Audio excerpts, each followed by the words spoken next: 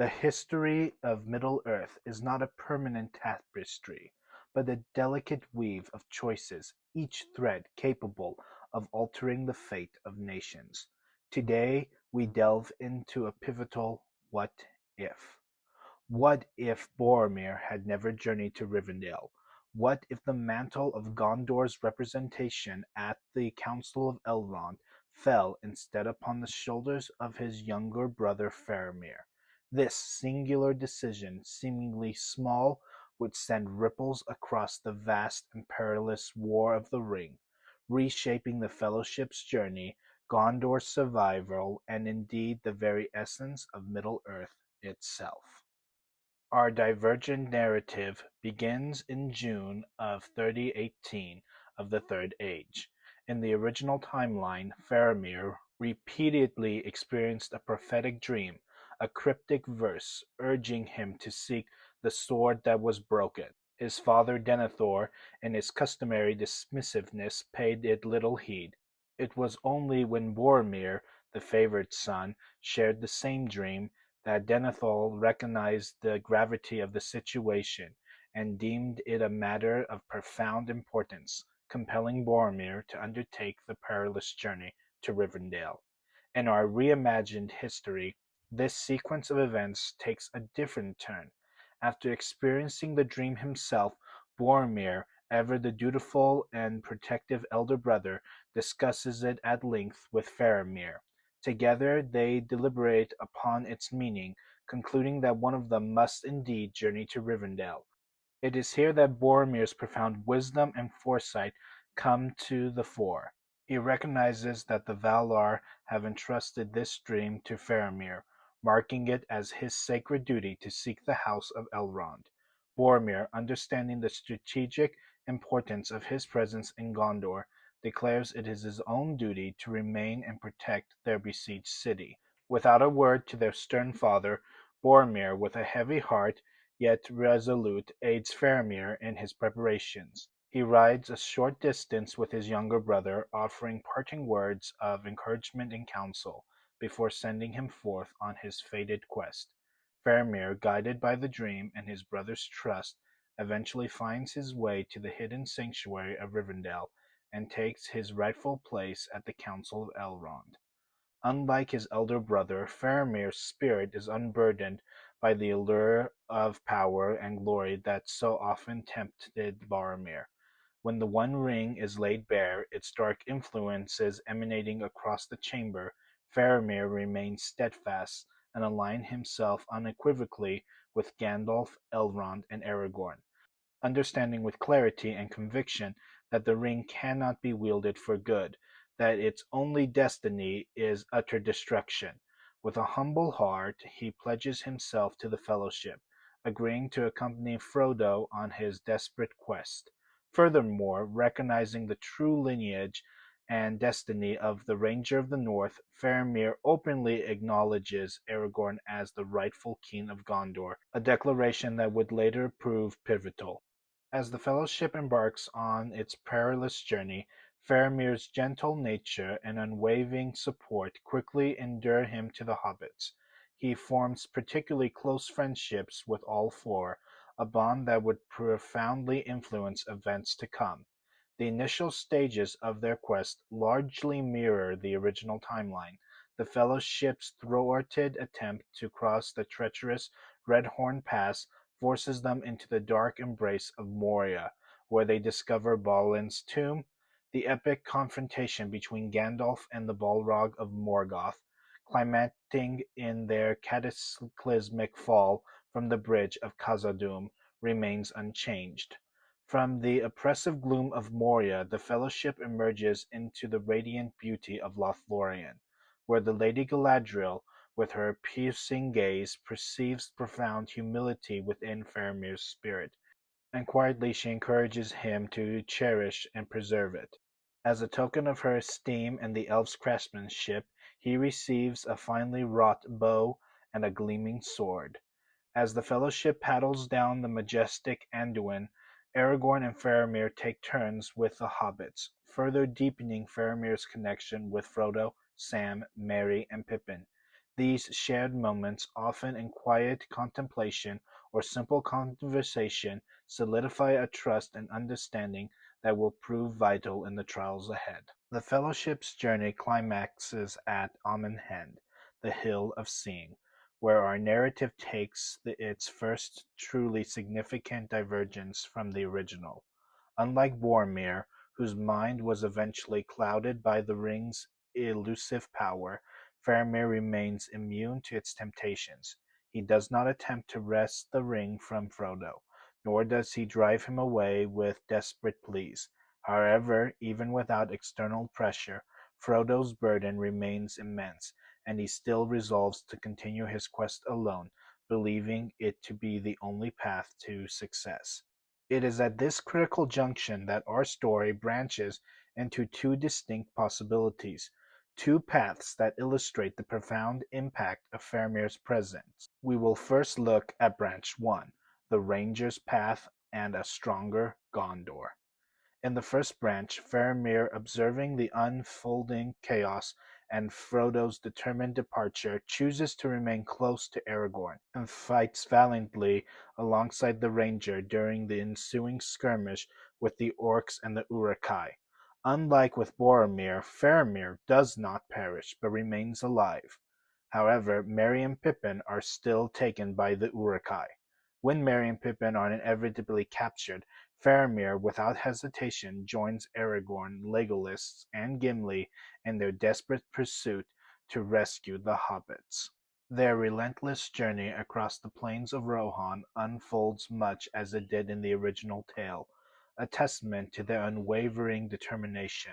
Upon their arrival in Edoras, Faramir witnesses Gandalf's masterful liberation of King Theoden from Saruman's influence.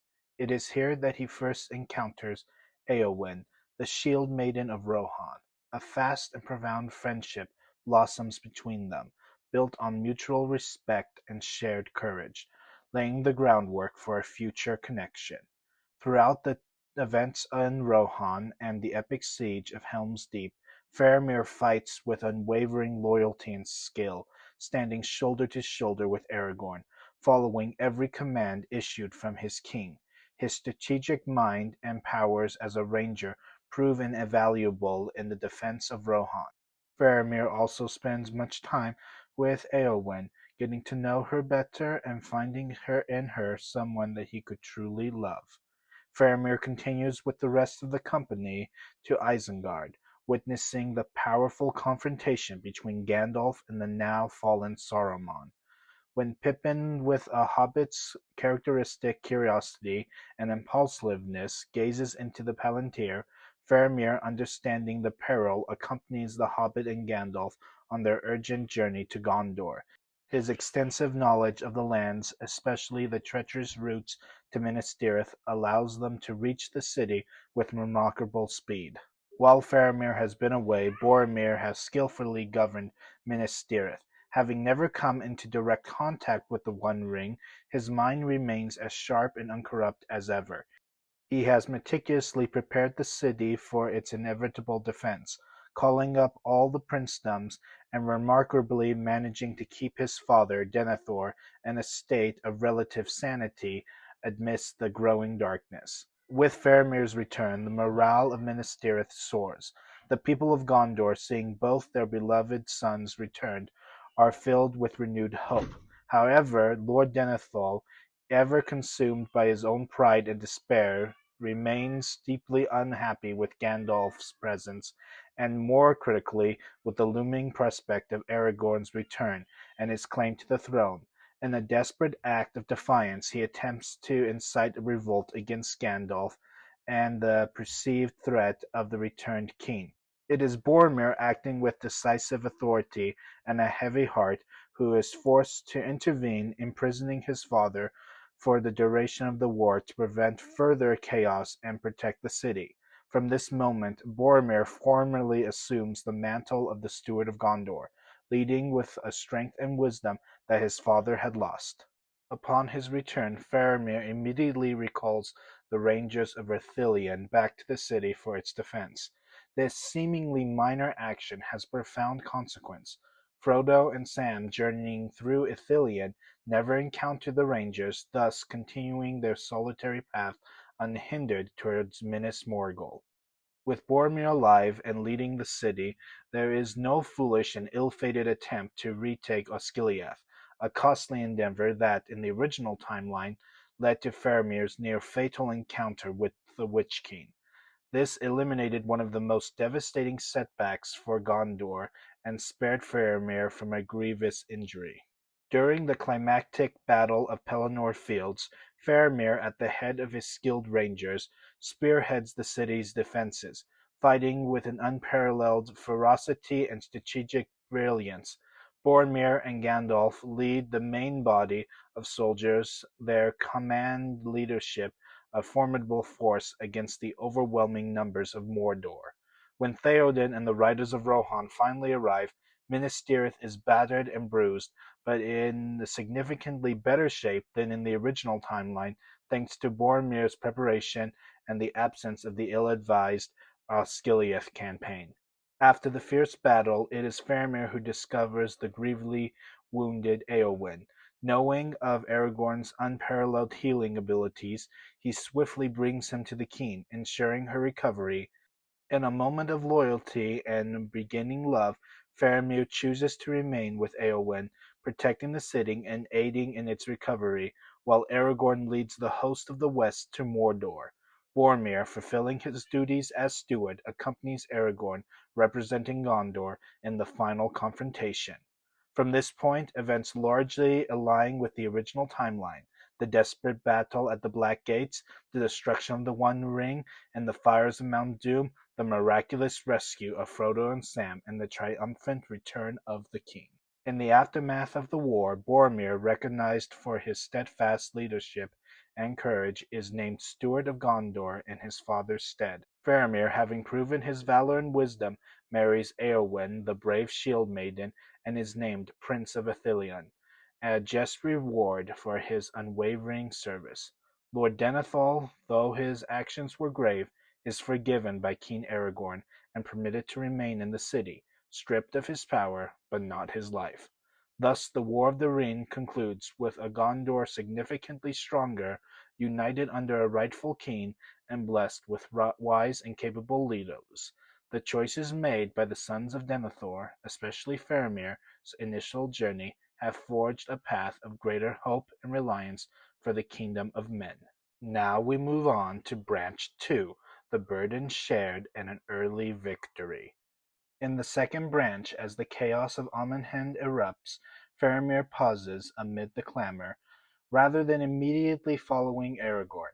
Having spent considerable time with Frodo, sharing quiet moments and observing his struggles, Faramir possesses a deep understanding of the hobbit's heart. He quickly deduces that Frodo, still wrestling with the profound grief and guilt over Gandalf's fall, will attempt to shoulder the entire burden of the quest alone, believing it is the only way to protect his friends. Realizing the perilous folly of this decision, Faramir rushes back towards the boats, arriving at the riverbank at the very same moment as Sam, who, with his unwavering loyalty and keen intuition, has also deciphered Frodo's desperate plan. Frodo, determined to slip away unnoticed, attempts to evade them, but Faramir, acting with swift resolve, picks up Sam and without a moment's hesitation plunges into the river, swimming powerfully after Frodo. These decisive actions convince Frodo that his sole quest is impossible. He realizes there is nothing he can do but accept their companionship, and so the three, a far more formidable trio than the original timeline, set out together for the daunting lands of Mordor. From this point the narrative for our three friends diverges significantly from the original.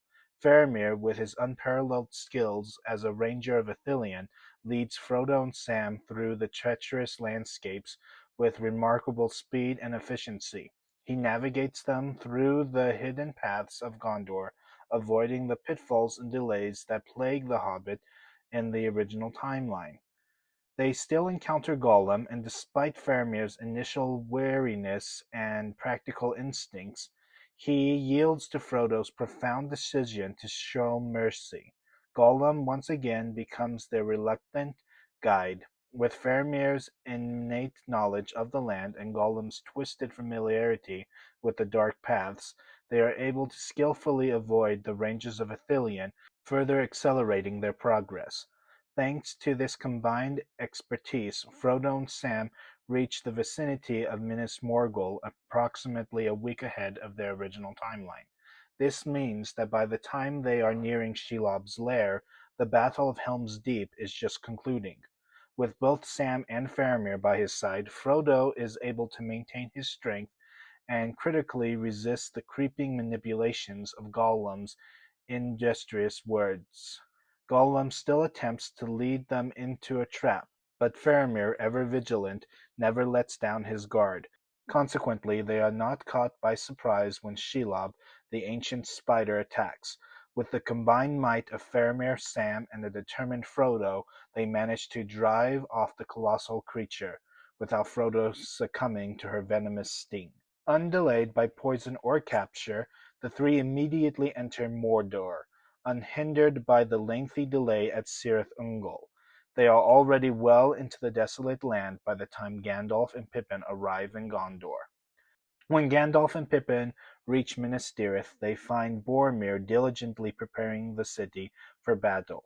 Boromir is consumed with anxiety for his brother, but all Gandalf can offer is the cryptic reassurance that Faramir is protecting the Ring-Bearer.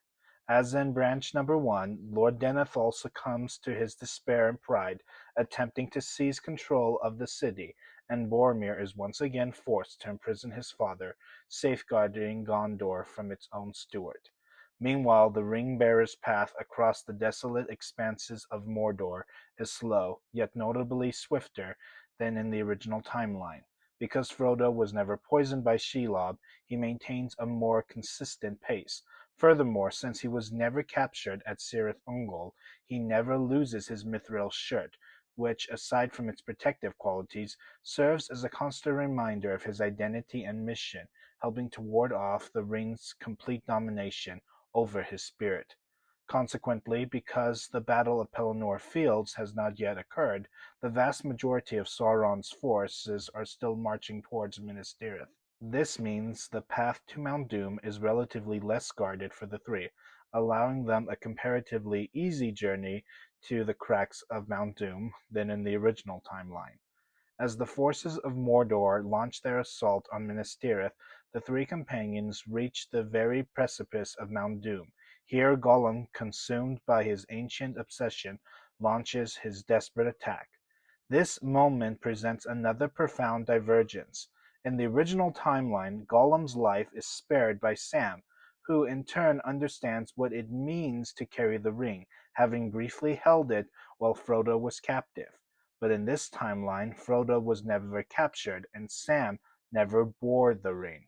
However, I believe that even without Sam or Faramir having carried the ring, their fundamental empathy and their commitment to Frodo's initial act of mercy would prevail. Despite their personal revulsion for Gollum, they would honor Frodo's decision to spare his life. From this point, the two enter Mount Doom and witness the heart-wrenching moment when Frodo succumbs to the ring's power, claiming it as his own. While searching for Frodo, Gollum still manages to elude them, finds Frodo, and in a final act of desperate irony bites off Frodo's finger, securing the ring. His triumph is fleeting, however, as he loses his footing and falls into the fiery abyss of Mount Doom, destroying the ring forever. Sam and Faramir, overcoming their shock, swiftly pull the exhausted Frodo to safety and begin to carry him out. Since these monumentous events unfold earlier than in the original timeline, the combined armies of Gondor and Rohan are still locked in a fierce battle of the Pelennor Fields.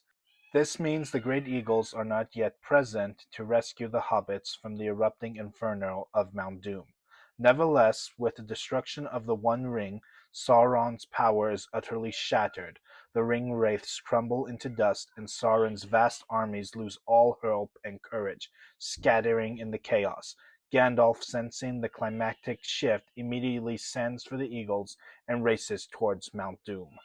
Meanwhile, as Mount Doom erupts around them, Faramir, with incredible strength and determination, picks up both Frodo and Sam and runs for their lives. Finding pockets of safety amidst the fiery devastation, he manages to get them away from the immediate lava flows and lays them down to rest, allowing them a brief respite before continuing on. It is during this desperate flight that Gandalf arrives with the eagles. The eagles swoop down and pick up the exhausted Faramir and the hobbits, carrying them to safety. The faster destruction of the ring also brings another significant change. The attack on the Lonely Mountain is abandoned earlier than in the original timeline, as the Easterlings, seeing the sudden and inexplicable defeat of Sauron, lose all confidence and withdraw. This means that King Bard of Dale and King Dain Ironfoot of the Dwarves survive the War of the Ring, continuing their rule and securing a more stable north. Returning to Minas Tirith, Faramir and the hobbits are taken to the House of Healing, where Faramir meets Éowyn for the first time, who is still recovering from her heroic confrontation with the Witch King. From this point, the subsequent events largely mirror the original timeline. Aragorn is crowned King of Gondor, Faramir becomes Prince of Ithilien, and Boromir is named Steward in his father's place. The hobbits return home to liberate the Shire. Critically, because Frodo was never stung by Shelob, he does not suffer from the recurring illness on the anniversary of the attack. While Frodo will still ultimately choose to leave Middle-earth with Bilbo and the other ring-bearers, seeking peace in the Undying Lands, his final years in the Shire are marked by greater health and tranquility. Thus, this second branch, characterized by Faramir's intuitive companionship and shared burden, leads to an earlier, more decisive victory against the forces of darkness, ushering in the dawn of a new age with less lingering suffering and a stronger foundation for peace. And there you have what might have happened if Faramir went to Rivendell. Comment below with your thoughts about what you think would have happened and what other what ifs you would like to see.